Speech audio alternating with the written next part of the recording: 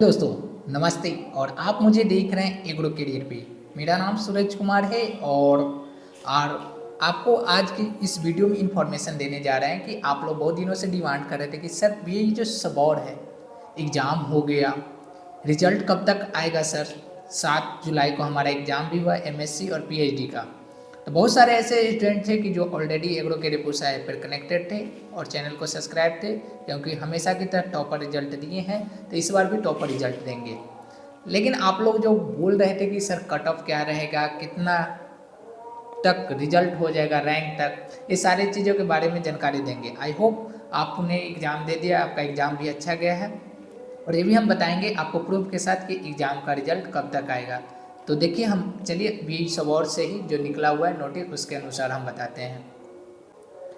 Screen पे आपको दिखाई दे रहा है कि जी बीई सबौर नामांकन को लेकर हुई प्रवेश परीक्षा। तो यहाँ पर देखिए कि जो बीई सबौर में पीजी और पीएचडी के लिए रविवार को प्रवेश परीक्षा आयोजित किया गया था। इसमें पीएचडी के कितने स्टूडेंट थे? 162 स्टूडेंट अब एग्ज़ाम दिए थे, ठीक है। और अगर जबकि हम बात करें एमएससी की, तो एमएससी में 966 अभ्यर्थी एग्ज़ाम दिए थे। जो और इसके जो अध्यक्ष है, परीक्षा केंद्र अधीक्षक बिहार कृषि महाविद्यालय के प्राचार्य डॉक्टर एस.एन. रॉय थे। कुल सचिव डॉक्टर एम. हक ने बताया कि परीक्षा का परिणाम इस माह के अंत तक निर्गत कर दिया जाएगा। वहीं बीएयू के कुलपति ने कहा कि विश्वविद्यालय अपने सभी कॉलेज के शैक्षणिक सत्र को नियमित करने और सभी परीक्षा को समय पर संपन्न कराने के लिए प्रतिबद्ध है। अगले माह तक विश्वविद्यालय की सभी परीक्षा संपन्न करा ली जाएगी। यहाँ पर साफ तरीके से बता दिया है कि इस माह के अंत तक आपका जो है बीई सबौर का रिजल्ट आ जाएगा। ये तो रहा रिजल्ट की बात, लेकिन रिजल्ट के अलावा हम क्या चीज़ के बारे में जानकारी ले सकते हैं, कितने रैंक तक होगा एडमिशन, ये भी हम बता देते हैं। अगर हम बात करें रैंक के लिए, तो रैंक के लिए भी हम बताते हैं। तो चलिए हम यहाँ पर बात कर रहे हैं कि बीई सबौर में जो रैंक, कितने रैंक तक एडमिशन हो जाएगा। तो रैंक तक की बात करें तो अगर बात करें कि अगर जनरल की अगर बात करें कैंडिडेट को, तो इस बार 30 से 40 तक जो जनरल रैंक है ओवरऑल, तो उसमें जनरल कैंडिडेट को हो जाएगा।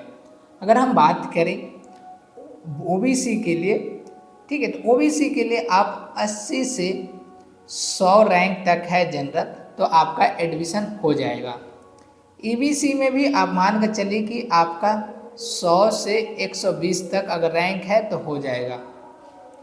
फिर अगर वही बात करें सर, जनरल हो गया, बीसी हो गया, ईडब्ल्यूएस में क्या है ना कि ईडब्ल्यूएस में आपका ईडब्ल्यूएस की बात करें तो आपका 40 से 60 रैंक तक आराम से हो जाएगा। 40 से 60 तक अगर आपका रैंक है तो ईडब्ल्यूएस में हो जाएगा। वही एससी की बात करें, एससी वाले में क्या है कि आपको 350 रैंक तक का भी हो जाएगा, 350 रैंक तक भी। और एसटी में तो इस बार शायद सीट नहीं दिया गया है, तो नहीं बता सकते हैं सीट है कि नहीं, ठीक है। ये सारी चीज़ें, क्योंकि जो आपका जो बीई सबौर में एग्ज़ाम होता है, बीई सबौर में आपका क्या करता है ना कि वो आपको रैंक सिर्फ देता है, मार्क्स नहीं बताया जाता है। लेकिन आप कितने सही करिएगा तो मिल जाएगा, ये भी हम बता देते हैं कि कितना आप सही करिएगा तो आपको मिल जाएगा। अगर जनरल की बात करें तो जनरल कैंडिडेट के लिए हम आपको बता देते हैं कि जनरल कैंडिडेट अगर आप हैं तो अगर आपने 170 तक 175 80 तक सही क्वेश्चन बना के आए हैं तो आप मान के चलिए कि आपका रैंक अच्छा आ जाएगा। इस बार की बात करें कि क्वेश्चन कैसा था, तो क्वेश्चन मीडियम टू इजी था। मीडियम, इजी टू मीडियम बोल सकते हैं, इजी टू मीडियम, ठीक है, इजी टू मीडियम था, कोई क्वेश्चन हार्ड नहीं था।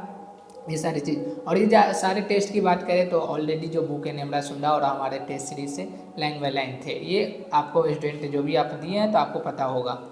साथ में बात करें कि ओबीसी वाले को कितना बना के आए। देखिए, ओबीसी अगर 150 तक सही कर रहे हैं तो आपका सिलेक्शन के चांस 100% है, ये चीज़ हम आपको अभी बता रहे हैं। और एससी में है कि आपका 100 120 तक भी अगर सही हो जाते हैं तो ये हो जाता है, 100 120 तक आपको एडमिशन की चांस रहता है। अगर हम वही बात करें कि